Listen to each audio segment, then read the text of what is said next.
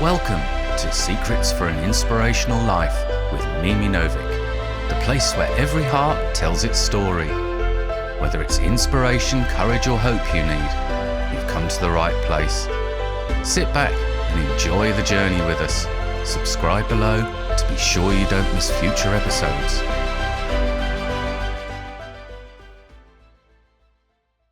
Hello everyone and welcome to another episode of Secrets for an Inspirational Life.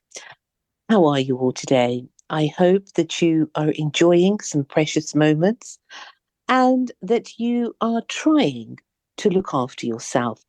Now, it's something that I keep saying, and I'm going to keep repeating it because I do feel that we somehow have forgotten this art of looking out after ourselves, because unless we can look after ourselves, we cannot look after anybody else. And it is a time now where we must join together in this beautiful love that is out there. And it is out there. It is something that the world has not seen before and not felt before. And if we open our hearts, we will feel it. It's not something that is out of magic books.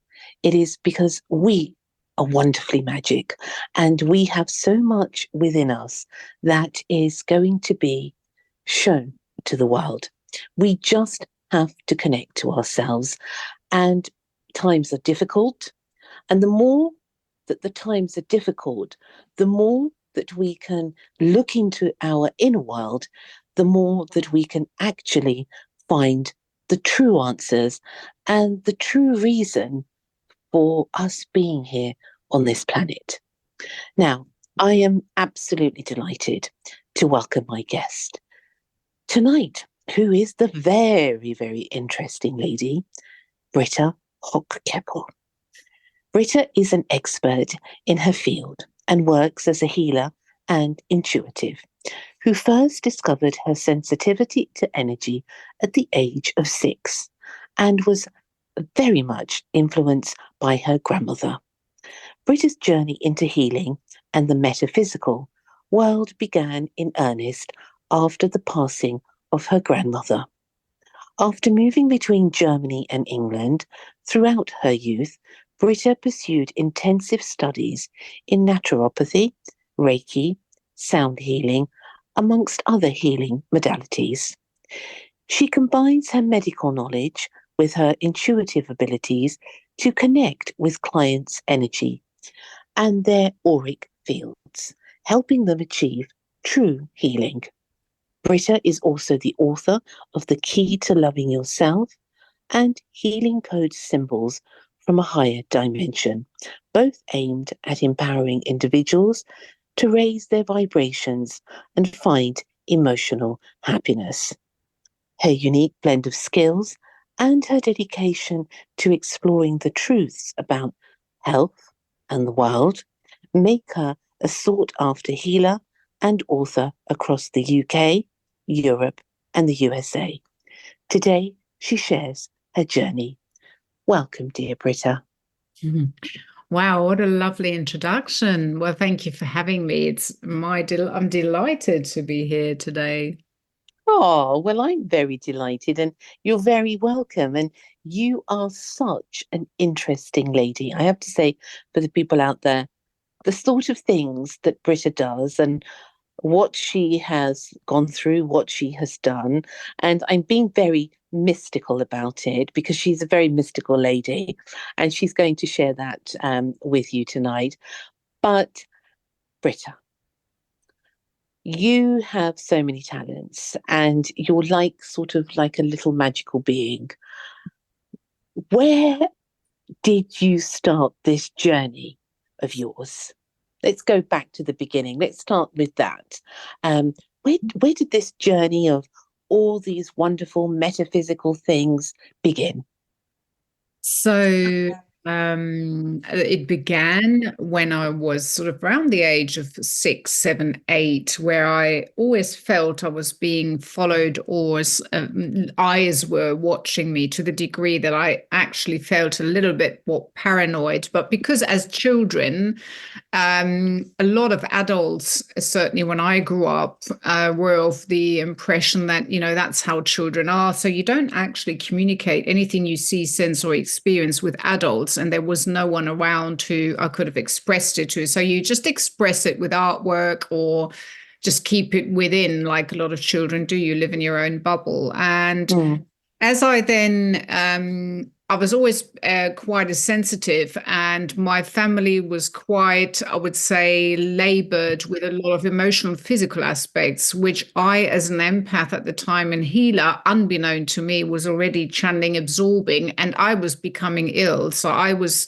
quite poorly sort of every 2 weeks.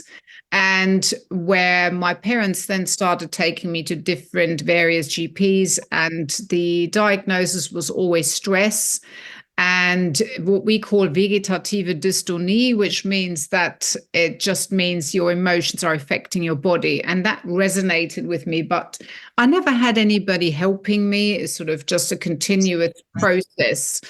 And that then took me into my early 20s, right through into the early 20s, where I became more and more unwell. And I had so many different symptoms that I thought there was definitely something wrong with me. And most of the tests that came back from the German GPs were all fine. No, you're fine. You're just stressed. And I said, so what are you going to do? Well, how are you going to help me? And it was I noticed there and then that there was a huge lack of knowledge.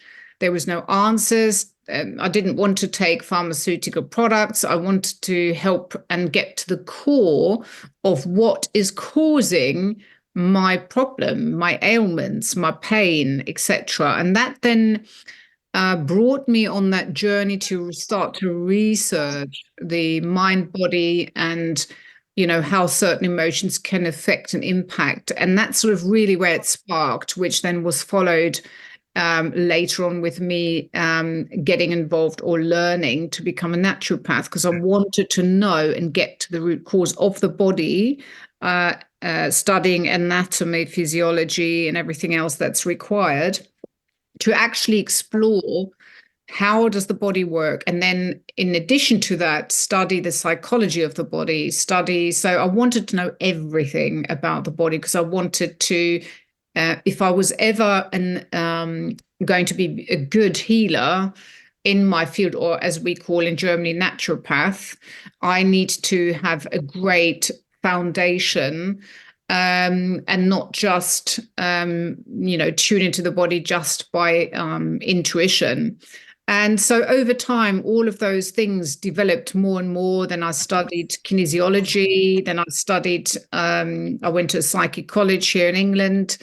Everything was sort of about fine-tuning alongside my own personal story and physical aspects. And that just developed over time. And then I became more and more refined in tune with the metaphysical. So it just all started to come together, long story short. But most of it, I would say, was triggered by my own personal trauma that I experienced and my ambition to heal. And I was convinced if I'm experiencing what I'm experiencing, there's a lot of other people out there who must be experiencing something similar, and they all did. And from a very early age, people used to come and approach me with their problems and start talking to me about things, and I always had the answers, and I didn't even know where they were coming from, but it felt right. And it was quite bizarre how it all just sort of fell into place.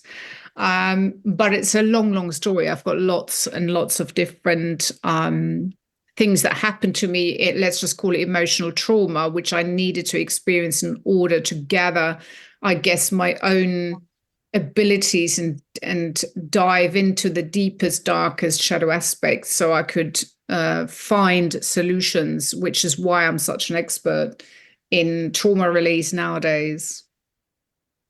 Now, with regards to all the things that happened to you, were these things that happened prior to you starting to experience this high energy of sensitivity, or was it afterwards, after the trauma had happened?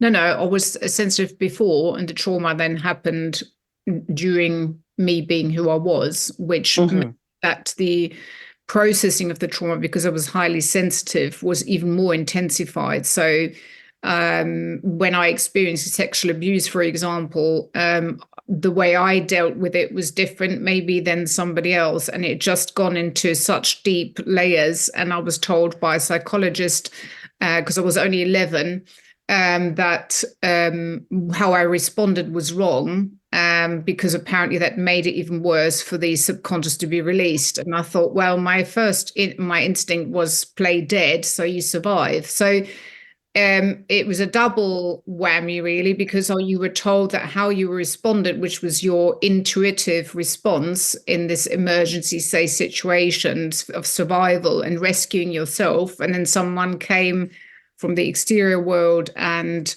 made me believe that my intuition wasn't working well for me. On top of blaming me, society blamed me for provoking the male to have to act in the way they act towards me.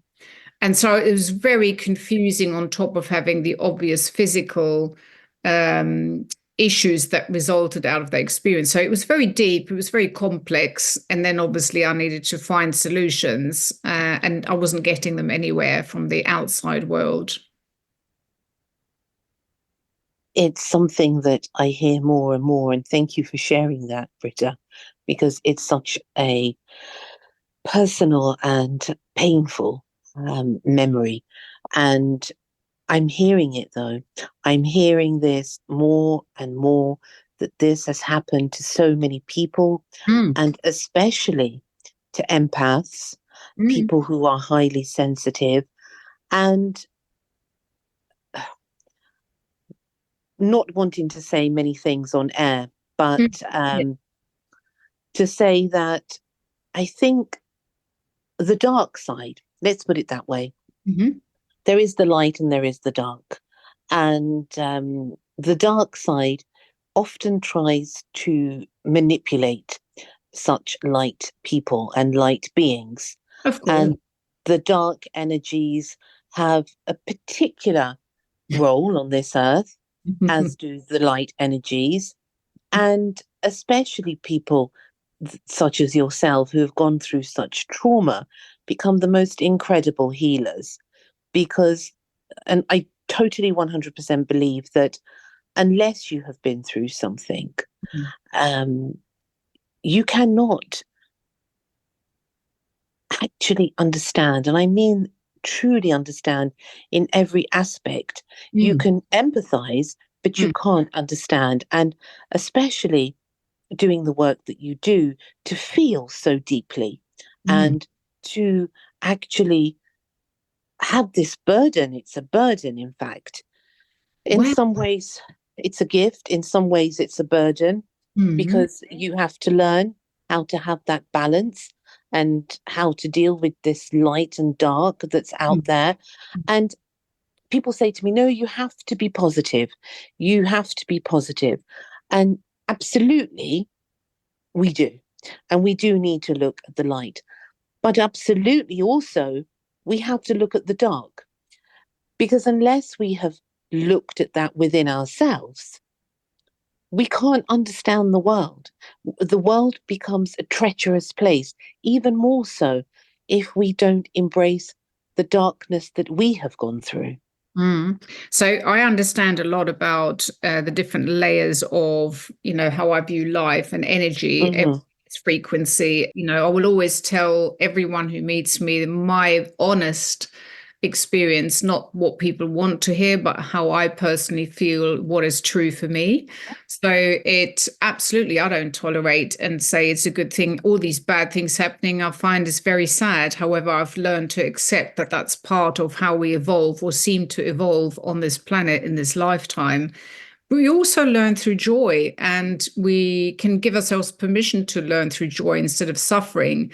And I'm here to almost wake people up and say, you have got this power within you to change your perception of whatever it is you've experienced. You can change that from trauma into peace, or from pain into peace over time, by understanding more about sort of, let's just say, the higher energetic or spiritual story behind your life story, for example. Yeah. So when we experience a traumatic event, let's just say a child experiences an immense amount of fear, and the body, everything is frequency. Yeah. So every emotion, love has a specific frequency, hate has a unique frequency, everything is energy. And when we have a traumatic event in our lives, usually as children to begin with, it can be stagnating in specific parts of the body. Let's just say, for example, the kidney area holds anger, anxiety, and fear. So if a child is experiencing or exposed to extreme anxiety on a regular basis, and has had trauma, then over time what can happen is that the function of the kidneys can be influenced, as well as that this person is becoming very fearful of, feeling threatened by everything and everyone. And over time, that frequency becomes so intense that frequency has the power to create physical, organic imbalances, which will then be expressed by the body. And the body will always show us by specific pains and symptoms in various areas of the body what is out of alignment in our emotional and mental level of the being. We have a 4-body system: the mind, the mental level, emotional, physical, and energetic level.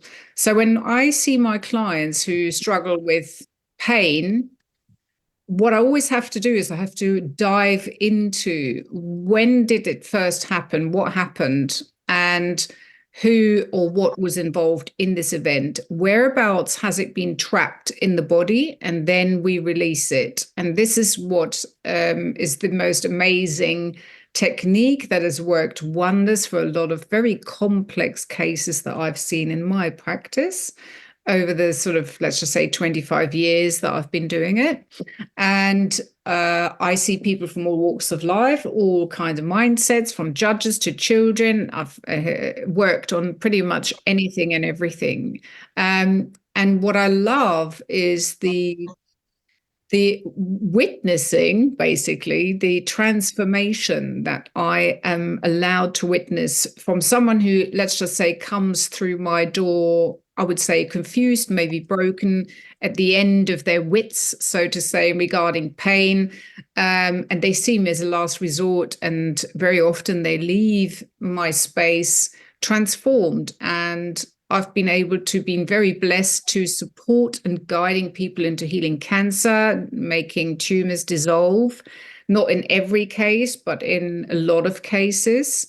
When we were successfully removing past trauma, as in emotions that were so intense, so complex, trapped in the body, that the person cannot seem to release themselves. It's been quite amazing to witness the changes in people's lives. And so this is validation for me that, it is all about the thought. The mind is the area of where we hold our magic. So if we learn to manage the mind and understand the mind and the emotions and the thoughts and how they affect us, and we learn different tools to alter and shift this thinking, it affects every cell in the body. It's frequency.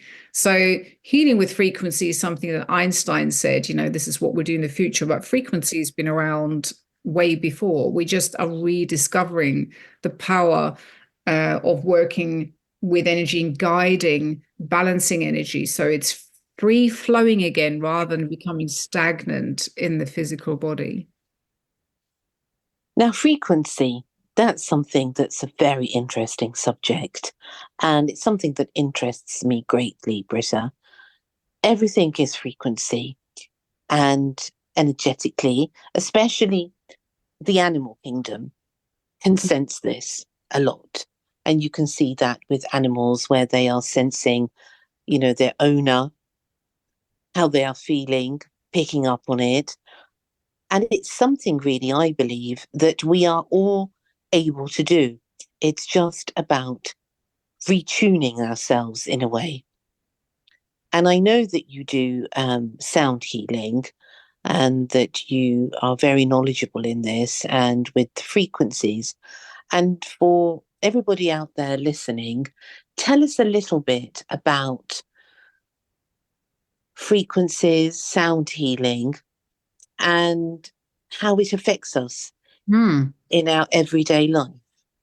So one of my most beloved tools in my sound healing space is the gong. And the gong works on a concept of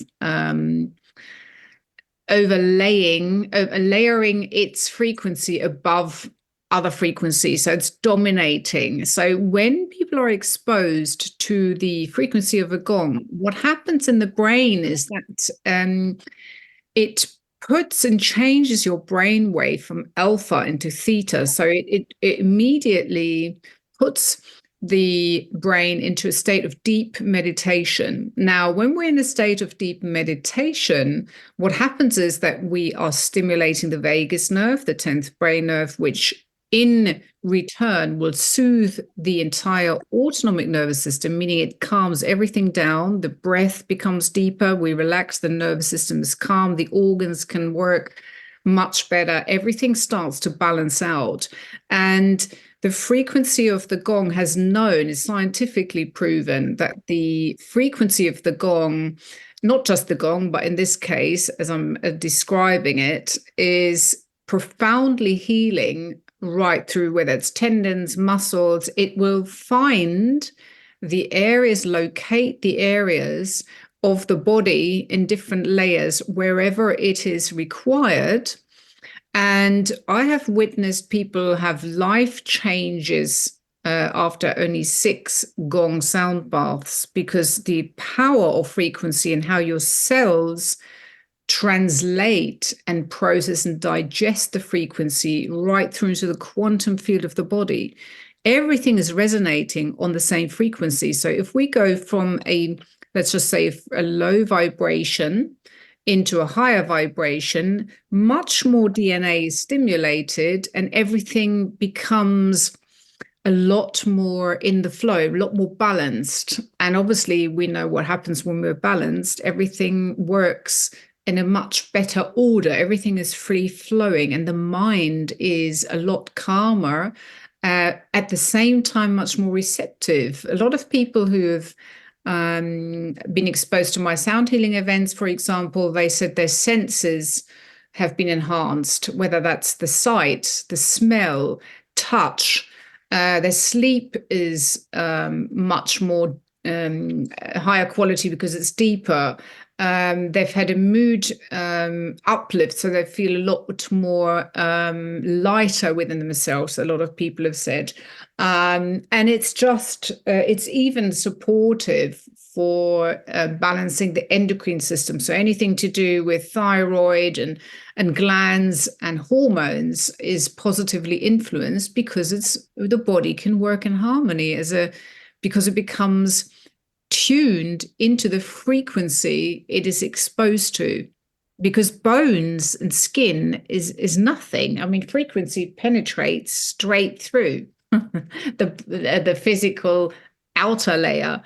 Frequency goes straight in, and it is such an amazing thing to witness. And it's becoming increasingly popular, I've noticed, because a lot of people are now experiencing the benefits of sound baths, with the Tibetan sound bowls and lots of other additional tools. And it's an amazing thing, because with sound, you can override the left brain, the over-analytical mind, because it is not a language, that the brain or the ego can interfere with. It goes straight into the core, into the cellular system. It's absolutely fascinating, really. And I'm very much into that and have been for many years. And I always look at it, Britta, that every single person is a symphony, a divine symphony. And I'm especially connected to the tuning forks. Do you use them at all? Yes, I do. Yes. And I'll tell you a little story about a month ago, and I was using them on myself. And I thought, let me just see, what the issue is here. And everything was fine, fine, fine. And then all of a sudden, you hit a flat spot. And you think, aha, so this is what the issue is. And I'd like you to explain also, because you are an expert in it, about the tuning forks and how they work, because I think it's important for people to research about these things, because unless we come back to ourselves with all these types of things that you speak about in healing oneself, we never will be able to heal. And so it's important to know as much as we can about these simple yet ancient truths. Of course. So let's just take, for example, a frequency called solfeggio, which is sort of a little bit more appearing in the public's eye. And 528 hertz, for example, is apparently the frequency of love, or let's just call it divine love, or let's just say it's harmonious. So when you expose the energy field to a frequency, again, it's very similar concept to the gong. It's a specific frequency that has been designed to resonate exactly on a specific frequency, which has been tested that the body then responds in a certain way. So it transforms instantly any disharmony in harmony, because the cells go from disorder to order. And there's different types of tuning forks. So you can have tuning forks that you actually can hold on the physical body with a specific frequency, and you can harmonize the entire chakra system.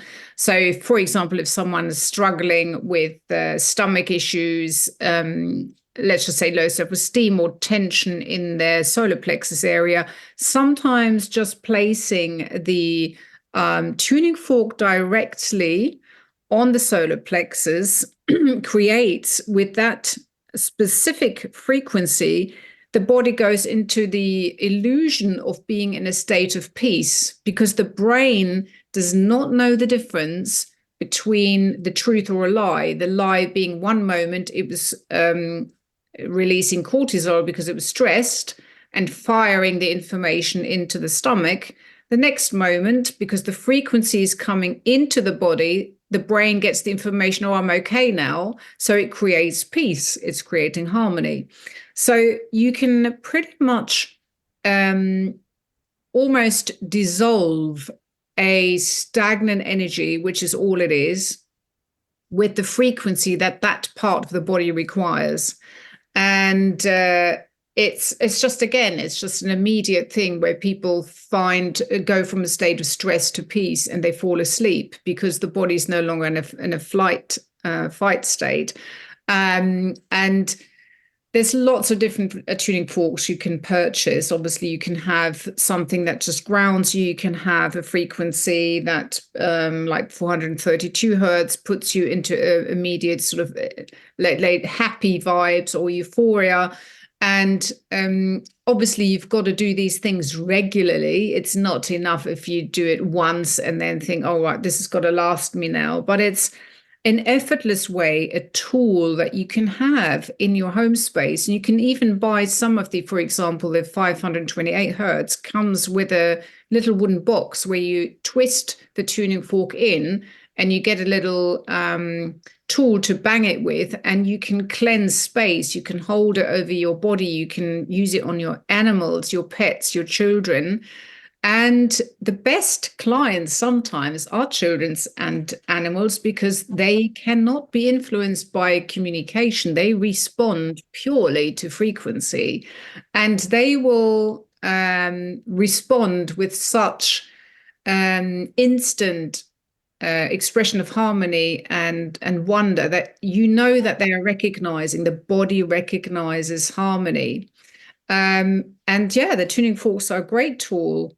And I don't think that they're that expensive. So I would always recommend people to get the 528 hertz, because that's a beautiful frequency to have in your space and use on you. And it's very informative. Thank you, Britta, because it's such a simple tool and yet it's so powerful.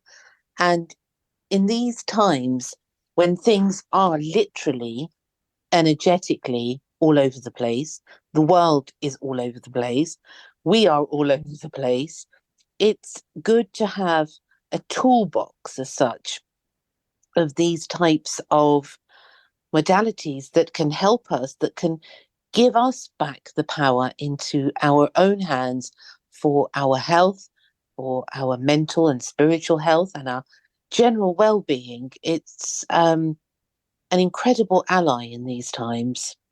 Absolutely. The more tools we've got at home, the better. And, some of them are simple things like grounding is very important in current times. If you're lucky you have a garden, walk barefoot on grass, ground yourself. That will balance energy very well, and it actually reduces pain in the body. I always suggest to people try it out, and everybody comes back, wow, how does that work? It's actually, I think, also giving people the opportunity to reconnect with Gaia, reconnect with nature, reconnect with that part that seems so lost with all the technology that we've been, let's just say, tricked to take us away from what once was. Don't get me wrong. I mean, I use obviously a mobile phone. Everybody does, but it has to, let's just say, not overpower and become the center of life, because then we become pulled into this virtual world that is actually, again, not really that healthy. We need to reconnect with earth and reconnect with nature and look after nature, because we are nature, we're part of it. And without us, and we cannot survive without nature. So it's really important to find balance, and grounding techniques are really, really profoundly healing and very effortless, and they're free. A lot of these self-help techniques don't cost anything, maybe 5 minutes in the morning. Yeah, very, very important, actually, that you made that point, especially if people can't afford therapists or all these other sort of things out there. Actually, we have that within us. We have everything that we need. And you mentioned nature, and that is an absolute must, because I remember the other week I was actually feeling, as I call it, spiky. So my energy was spiky because of all the influences around. People driving their cars, people acting erratically, in a complete rush. I don't know where they're rushing to, but clearly they're rushing to somewhere. And as soon as I take a route through the forest, as soon as I went into the forest, it just left. Yeah, I mean, trees hold profound healing frequencies, and I am one of those crazy people who loves trees, and I get very sad when I see what humans are doing, or some are doing to them. And there's a lot of new amazing truth surfacing, that actually trees are deeply connected beneath with roots with each other, and they will know when there's a tree chopped off. They will know when the other trees are not well. They have families. They have families. They can actually apparently even recognize an outline of a person about 5 foot away from a tree. How that works, I don't understand, but I understand it on an energetic thing, that we are linked with it and it with us. That's why we need to remember that a tree is not just a bit of wood you chuck in the fire. A tree has a story. A tree has an energy. You know, a lot of people go into laughing at people who do tree hugging, connecting with the energy. But there are tools that measure the pulse, where you can actually connect to the actual heartbeat, the pulse of a tree. And there's a lot of people there also, again, where there's a growing interest in reconnecting and saving trees, looking after trees. And, you know, we need every single one, really. We can't afford to neglect nature any longer. I'm very much for supporting the environment and nature, because, you know, without it, we will be unable to live, as will be the birds, etc., etc. You know, it's all interlinked. Yes, trees I have a particular love for. I'm totally in love with trees, Britta, like yourself. And I get so distraught when I see that they just chopped a whole half a forest. Mm. And I think, for what? This is hundreds of years old. And for what? And the more that happens, the more humanity will be disconnected from themselves.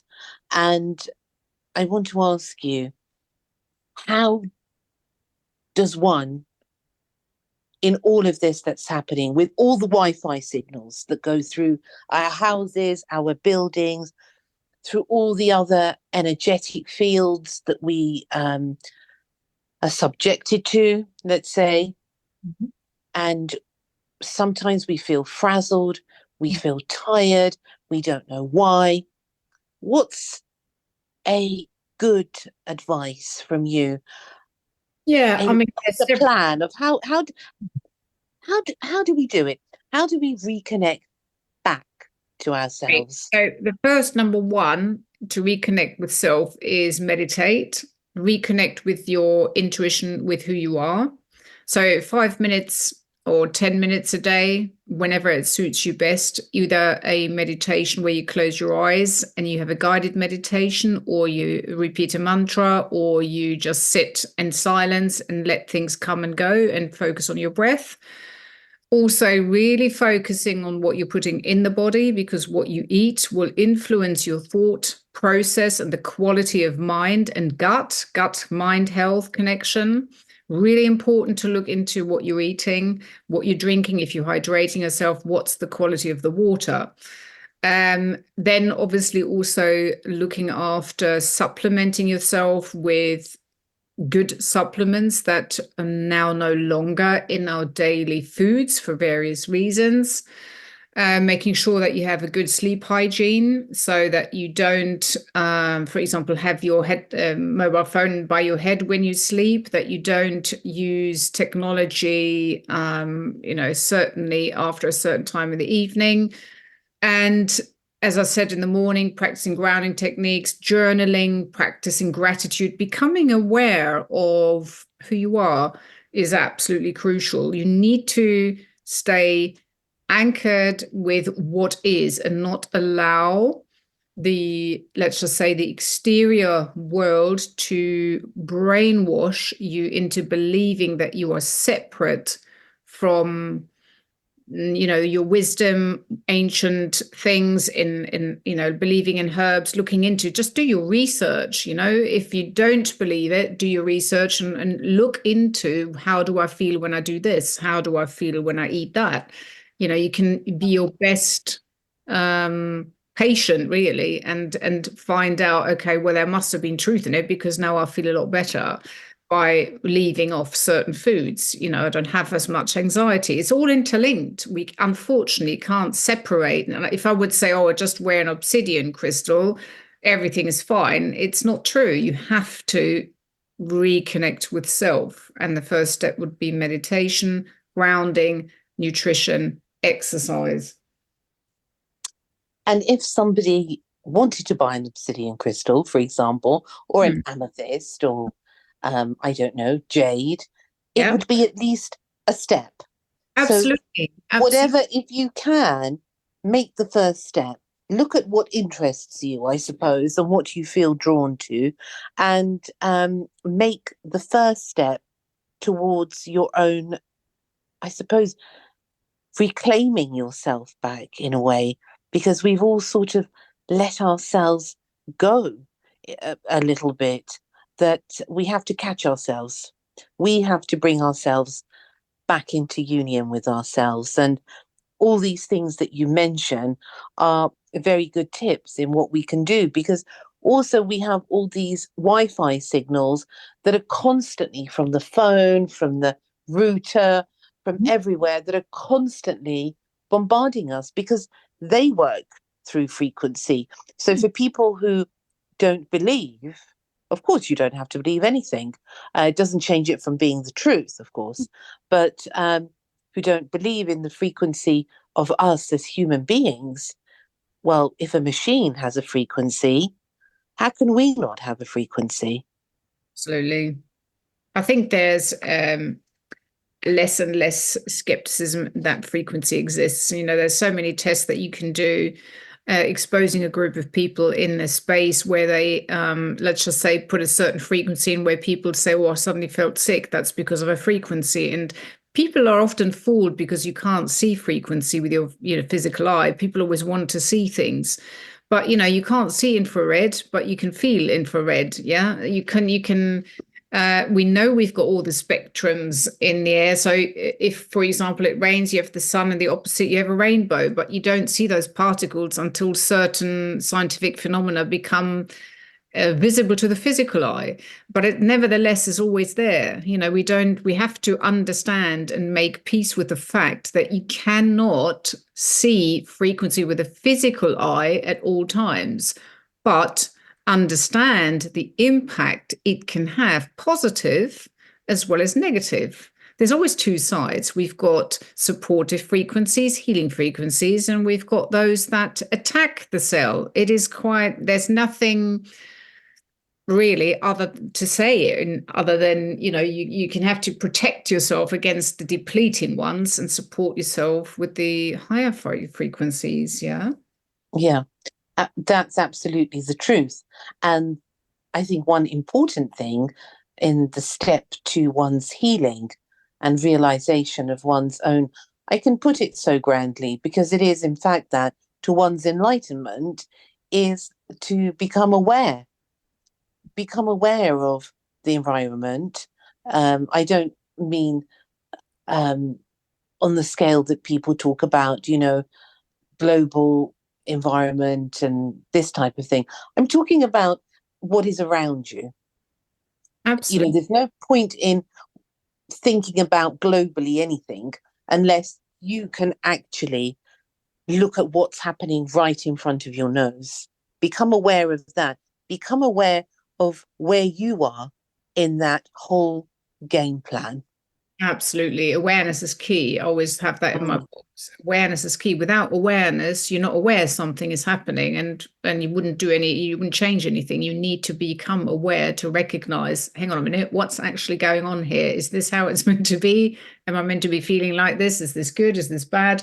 And luckily, most individuals out there who be listening and connected with your energy will be of certain mindset, who like to do research, who like to explore, who like to maybe want to reconnect, so I think that more and more people are becoming aware, and it's sometimes a somewhat painful process, because it can become overwhelming when you gain awareness and all of a sudden everything seems to be a threat. However, again, it's about the perception and the tools that you need to learn to acquire, which again help you to evolve. So there's always a positive in every lesson, let's just say. Yes, and I think that as we spoke about this, it's a feeling.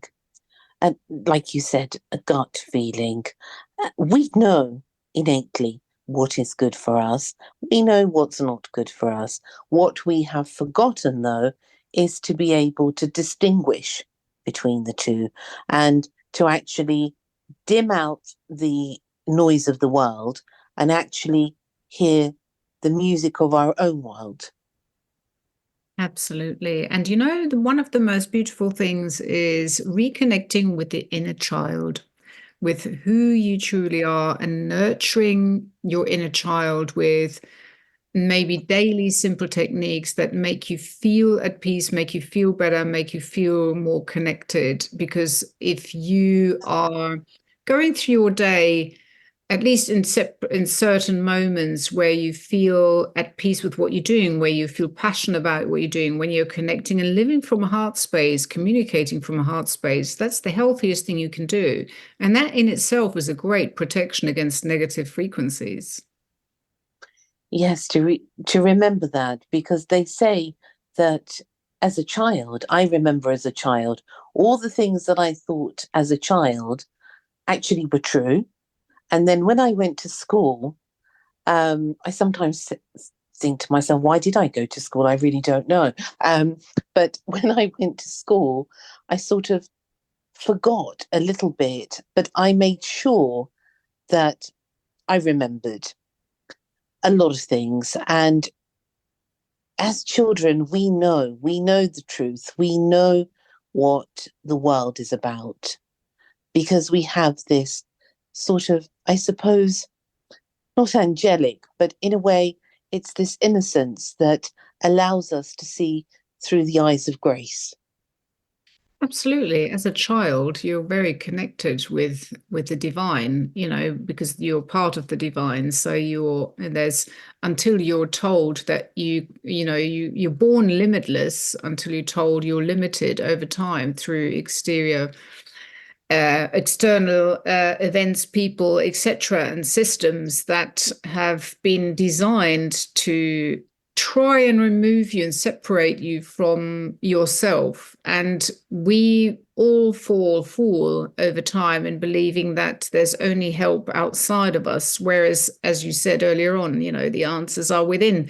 We are our own healer, and it's this reconnecting, going back within, as I said earlier, with meditation is a very powerful tool to enable people to reconnect with the truth of who they are and what is it actually I'm doing here, and am I happy in my job, am I happy in this relationship, what am I, who am I, what's happening, and just sort of take recap of where am I at without any, blame or analyzing and judgment, just sort of exploring, what can I do to enhance my life quality and reconnect with my inner child. And I think that a lot of people lose, unfortunately, this beautiful uniqueness, the authenticity. I believe everybody's born with a gift.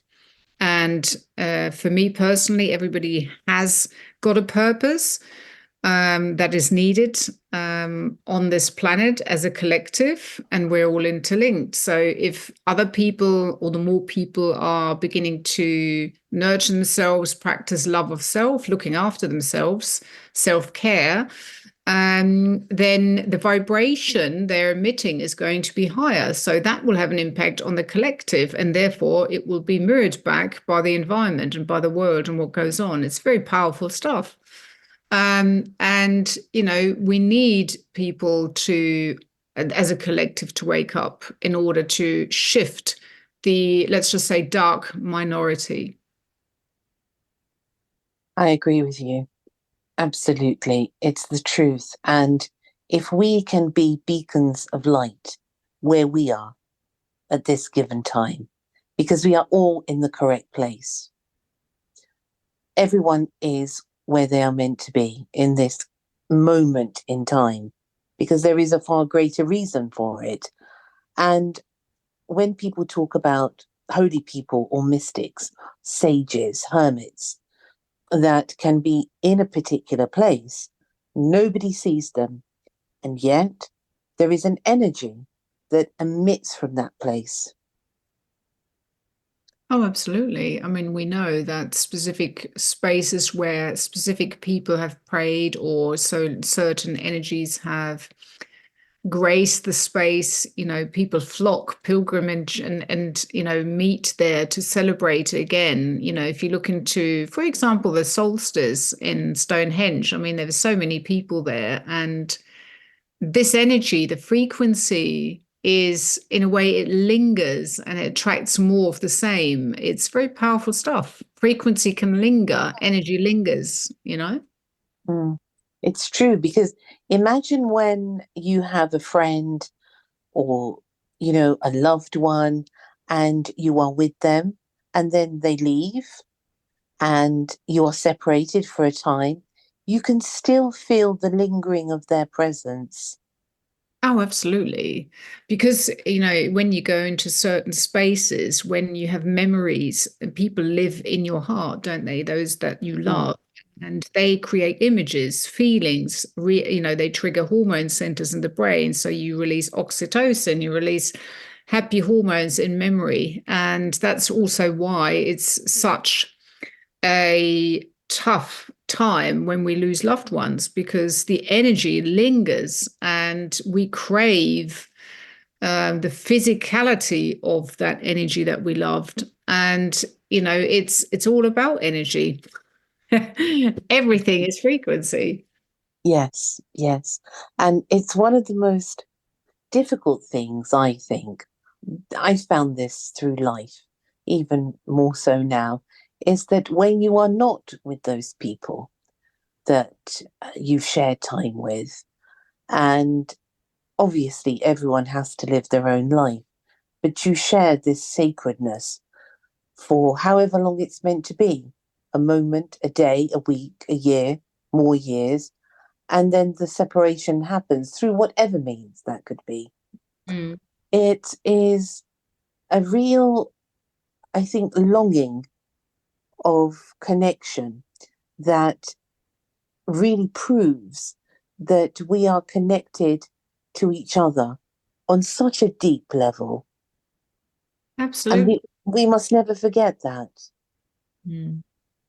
Yeah, absolutely. We are. And we have to recognize and remember that, someone else's suffering is our suffering. And when we heal something else outside of us. And once we recognize the power that we hold as a collective in regards to frequency, if people would only be able to see when they used to do mass gatherings with meditation, that they were able to reduce crime rates just by meditation on a specific topic. In the 70s, Shirley MacLaine did a lot of little projects in the 70s.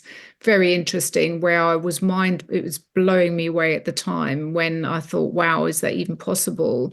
And now I understand that, long time ago, people were already gathering. And when people gather in larger groups with a high frequency, they change the entire area. Yeah. And this is why I know that we have an impact, a direct impact on what we perceive to be our reality. And what we're witnessing is also part of what we've allowed ourselves to believe and what we're thinking, whether that is expressed by war, scarcity, confusion, fear. It is because a lot of, let's just say, media or other places try to condition us with certain frequencies. And it is such a tricky task sometimes to not listen to all of it, to always do your own research, explore whether what you're witnessing is actually really happening or whether that is just in someone else's perception. So it's a real, as we go back to being aware, it goes back to being aware, knowing who you are. Awareness is key, and knowledge is power. I always say to people, research stuff. Don't just say yes before you act on something. Do your own research and explore if what you saw, wherever it was or heard, is actually maybe not quite the truth. Yes, yes. I said to a friend of mine a while back, um, tell me something that you know. And she said to me, I don't know anything. I said, well, don't you want to find anything out? She said, no, I don't actually. And I said to her, well, why not? She said, because I want to live in a bubble. Mm. Yeah, And fair enough. If, people have that right, If that's what they want to do, continue if that's what you want to do. But there will come a time when those bubbles will no longer be seen as viable or feasible, because we as people, we as humanity and creation, let's put it on a grand scale of creation, are going through a huge change. And you only have to look around, you only have to talk to people to say, I feel something, I'm feeling it. And I always say to people, feel it more. Absolutely. We are going through a paradigm shift, and technology, as we've all witnessed, has escalated. Now, a world based on moving into paradigm just using technology will not survive without us as a collective waking up to a new level of consciousness. Without the consciousness and reconnecting to ourselves and nature, we will not survive what is happening now. And it is of absolute importance that people are now becoming more aware, reconnecting with themselves, finding out the truth. Now is the time, not in 5 years. So it is really, really important. Also, why your podcast is also so important, so that people maybe, somebody hears this and goes, oh, well, that was interesting. Maybe I'll do that. And if we've just activated a few more people tonight through our conversation, then that is another amazing step in the right direction. But it is so important that people wake up. Yes, and wake up they must. Sometimes you have to drag people along, but also there is this thing, Britta, that I realised quite a while back, that some people are actually happy to be asleep. And that is their right, to be asleep. But for those that want to be awakened, for those that want to change their life, even if they implement one thing of what you said tonight, just one thing, just do something different. You can't expect to have any change unless you want to change. That doesn't mean to change to be something different. That's impossible. People say, oh, I want to be different. No, you don't want to be different. You want to be you. And just by being you, you are different. Correct. Yeah, this is not about telling people that they're wrong or there's something wrong with them. When we talk about awareness, awakening, and doing things, reconnecting with self, it's just all about enhancing what is already there, making it become more, improving life quality. And yes, everybody can wake up at their own time, and that's exactly what would happen. However, if I'm quite happy if people want to stay asleep, as long as they don't sabotage or block those who are waking up. I think that everybody has a right to a choice and to make their own decisions and have their opinions, as long as they let those ones be who want to try out these things and see if it works, and to, spend their time with being proactive, being positive, changing things, raising the vibration. Then they can happily stay in their bubbles, I think it's absolutely fine. I don't certainly expectations is not something that I practice anymore, because expectation doesn't serve at all. It will only disappoint, and it creates pressure and tension in a field of frequency.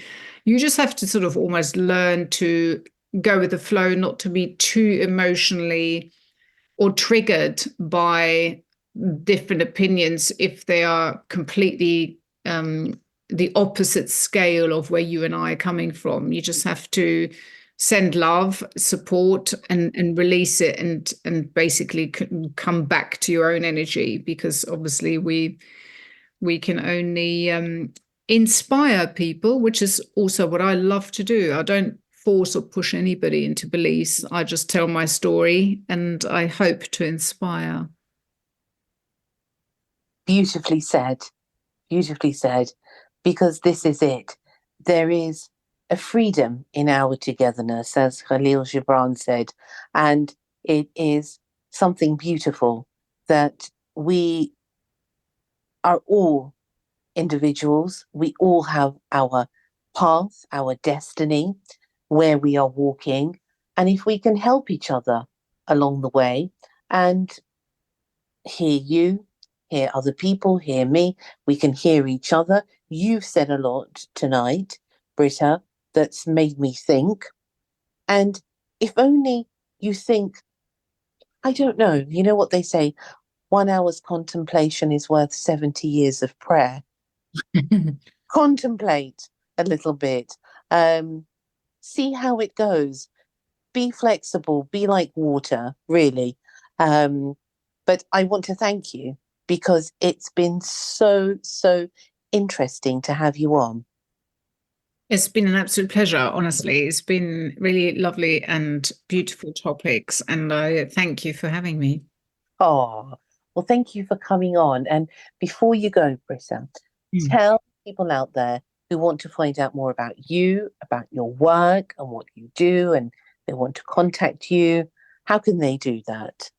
Sure. So they can either email me on britta@vitaserena.co.uk, or they can simply contact me by calling me on my 07900 211 088 mobile number. Well, that's the first. That's very lovely of you. I've never actually had anyone give their phone number out before. But yes, thank you very much for that is very unusual. But yes, why not? Why not indeed?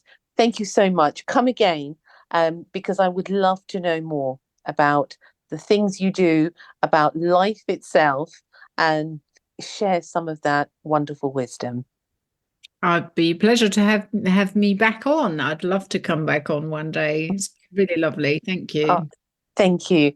All the best, Britta. Lots of love. And I wish you what is left of the evening to be serene and peaceful. And the same to you. Take care. Take care. Bye. Britta Hochkeppel. Fascinating talk. And it's always such an interesting thing to hear the viewpoints of other people. That's something we must never lose, is the capacity to be able to listen to different points of views. Thank you again for joining me today, and thank you for giving so much support to me and my podcast. Until next time, look after yourselves and do something lovely. Lots of love. Thank you for listening to Secrets for an Inspirational Life, brought to you by your host, Mimi Novic. Please remember to subscribe to the podcast, and see you in the next episode. For more information about Mimi Novic and her books, music, and inspirational work, take a look at her website, www.miminovic.co.uk.